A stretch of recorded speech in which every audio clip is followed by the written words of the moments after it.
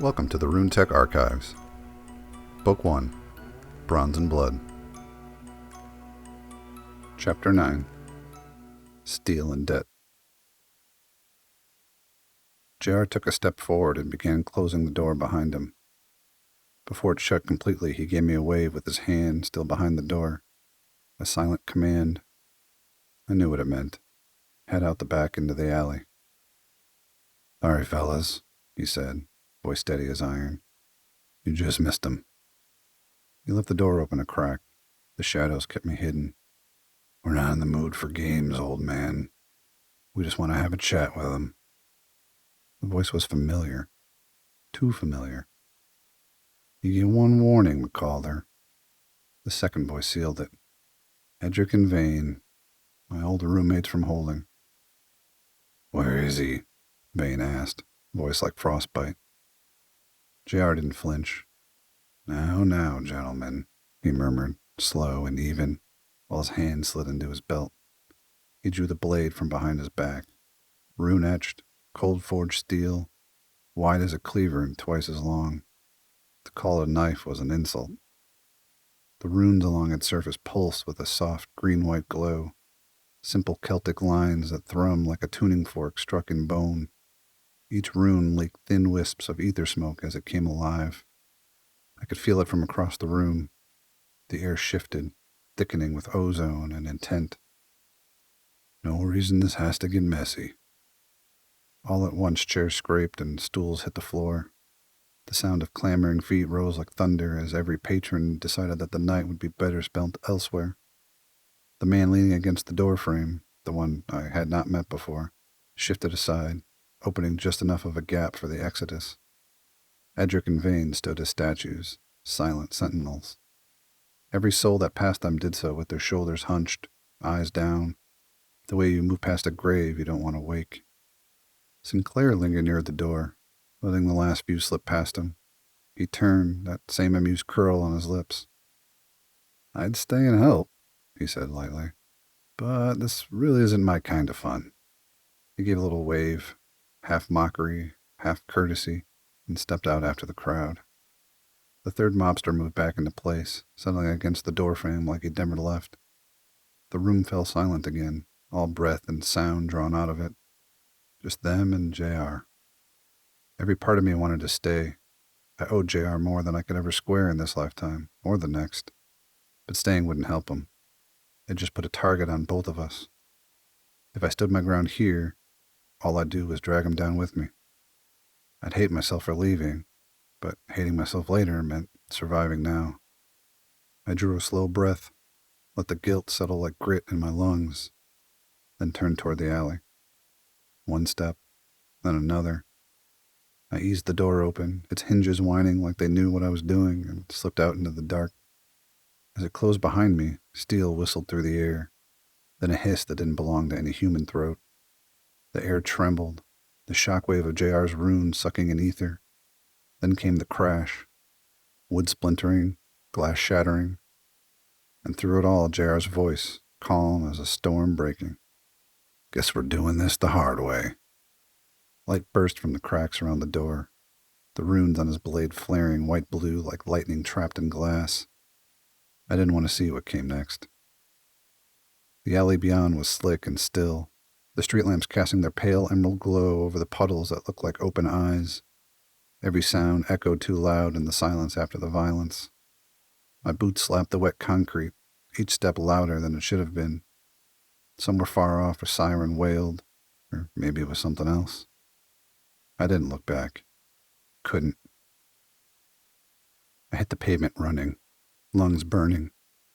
The earlier rain had resurrected from the ground and formed into mist, but the street still gleamed like mirrors, showing me a man I barely recognized in every puddle I passed.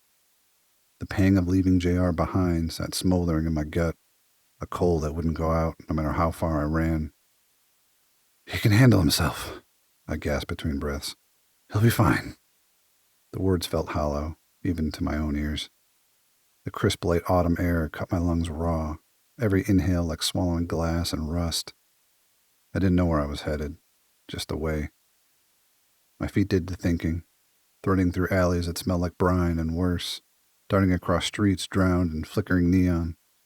Somewhere behind me, a door slammed. Guilt clung, and every stride just smeared it deeper into my skin. The rain slicked the pavement, turning every corner into a gamble. I slipped once, caught myself on a rusted pipe, and kept moving. The ether lines buzzed faintly through the fog, their chartreuse glow twisting against the low clouds, a steady pulse I'd known all my life. And it hitched. When my lungs finally gave up the fight, I stopped, panting, one hand braced against a wall slick with moss and graffiti. Water traced thin lines down the brick, glinting faintly where the runes had once been etched, now long dead. I'd made it maybe 5 blocks from the gutter light. My heartbeat still thundered in my ears, drowning out any thoughts that tried to catch up. Once the world stopped spinning, I risked a look around. I landed on one of the Myers' few main roads still above water, a thin ribbon of cracked asphalt between black canals. The next street over wasn't so lucky. A river now, filled with brackish runoff and the floating debris of lives long abandoned. Even if I wanted to keep running, the city had other ideas.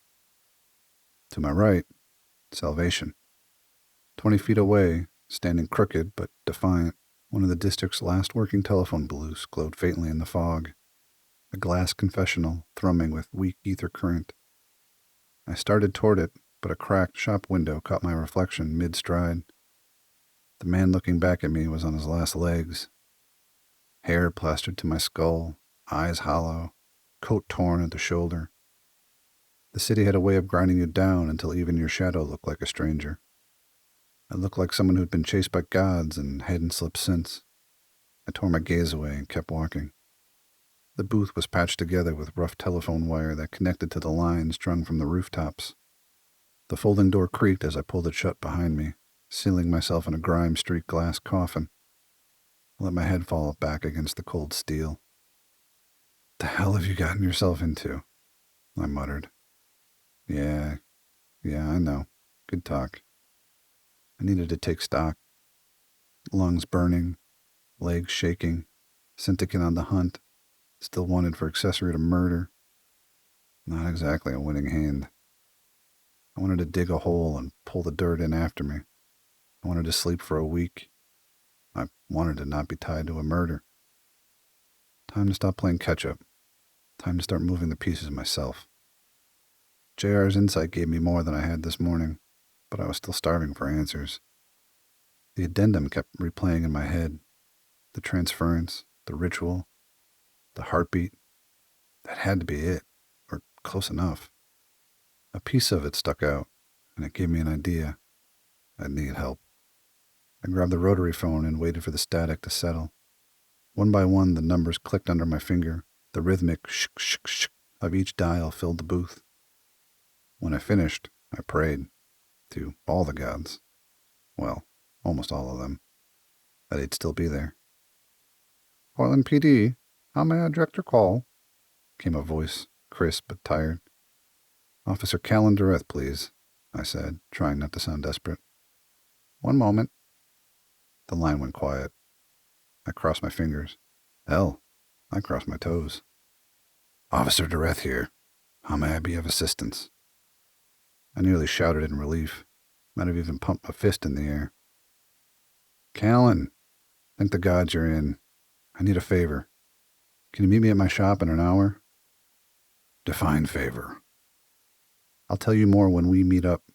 It's something that's only minorly illegal," I joked, hoping to ease the tension.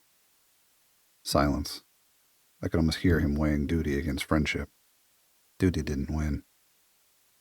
"Fine," he sighed. "An hour.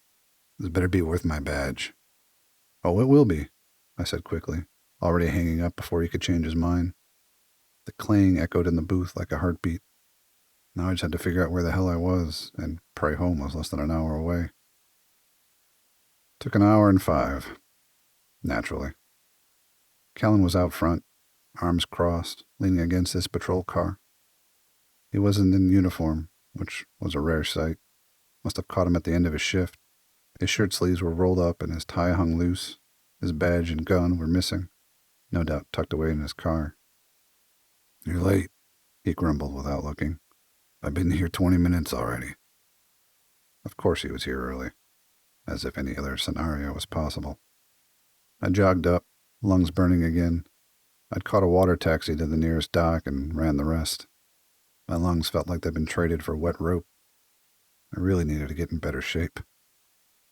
I came all the way from the mire, I panted. I did my best. He turned, ready for a comeback, until he saw me. By the deep, Fade. The hell happened to you?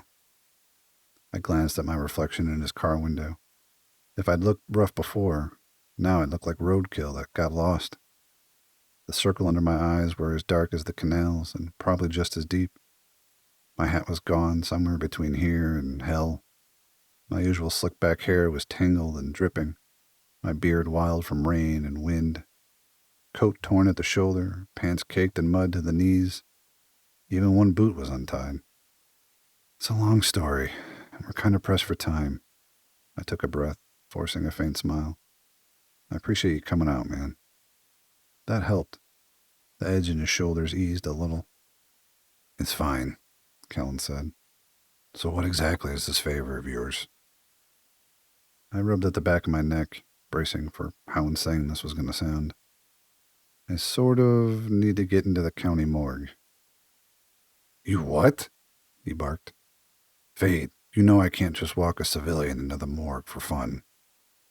I had a feeling you'd say that, I said. I just need to know if anyone's turned up with anything unusual. Trust me, if I'm wrong, I'll buy you dinner. If I'm right, you'll wish I wasn't. What do you mean, unusual?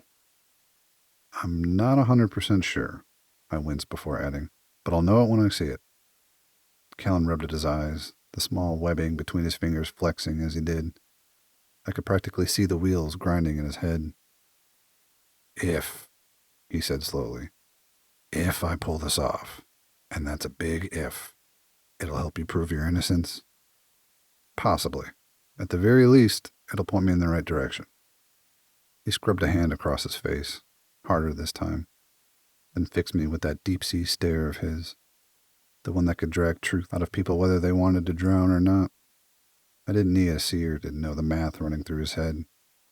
I was putting him between a rock, a hard place, and a department ethics board with a grudge.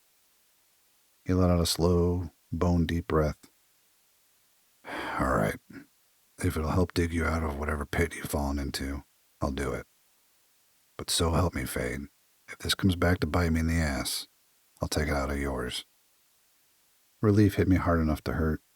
These days it always came chained to guilt. And I could see it in him. Cost of this choice. The tiny crack behind his steady front. Callan wasn't afraid of getting hurt. He was afraid of losing everything he'd clawed his way toward. The badge he'd bled for. The respect he fought twice as hard to earn because of what he was. All the hours, all the grind, all the uphill battles just to prove he deserved to stand where others were handed the ground beneath their feet. He worked too damn hard to let anything, especially me, jeopardize that. And he was risking it anyways. Noted, I said, grimacing slightly. No disagreement here. Get in, he ordered. We'll come up with a story on the way. And you better fill me in on what the hell happened since I left you this morning.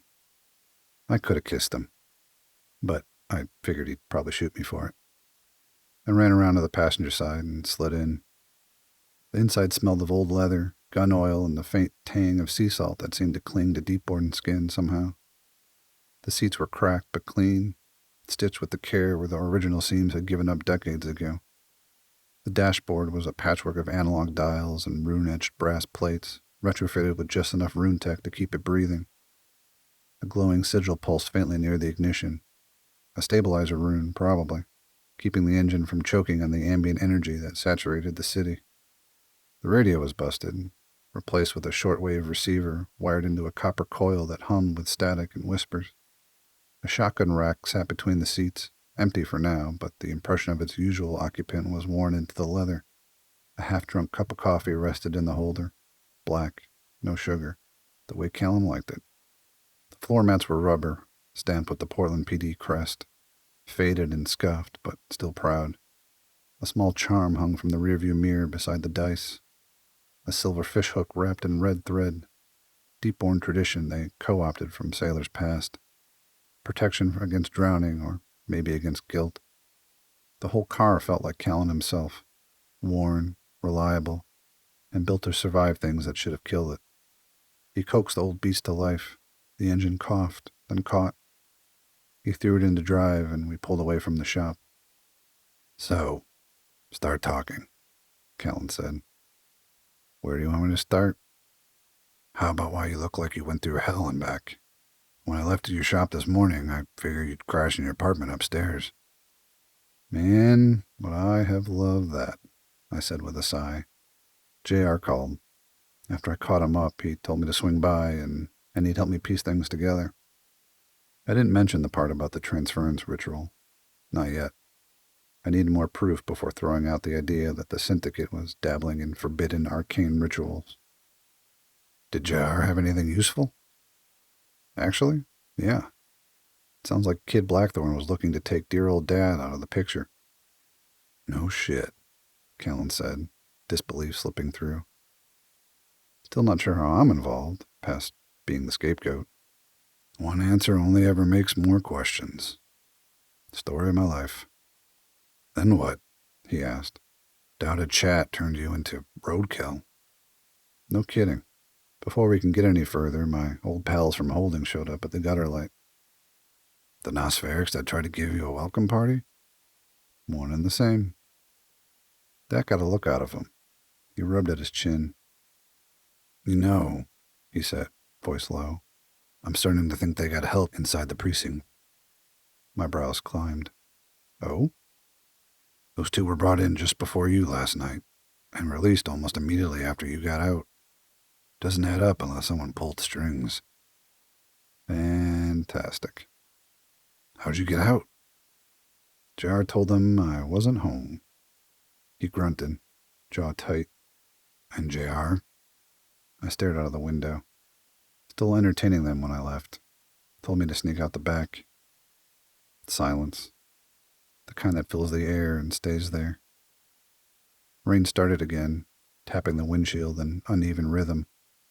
Callan didn't say anything, and I didn't push it. We both knew the rule. Deal with the dead later. For now, survive.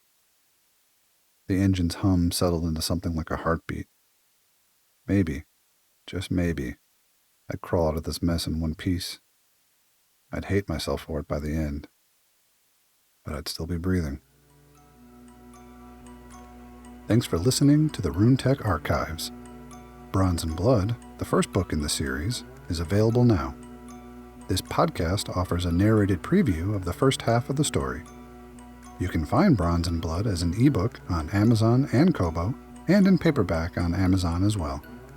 If you'd like updates on the series, visit the website to sign up for news, or follow along on social media. Links to everything are in the episode description below. Thanks again for listening, and I'll see you in Fade's next adventure.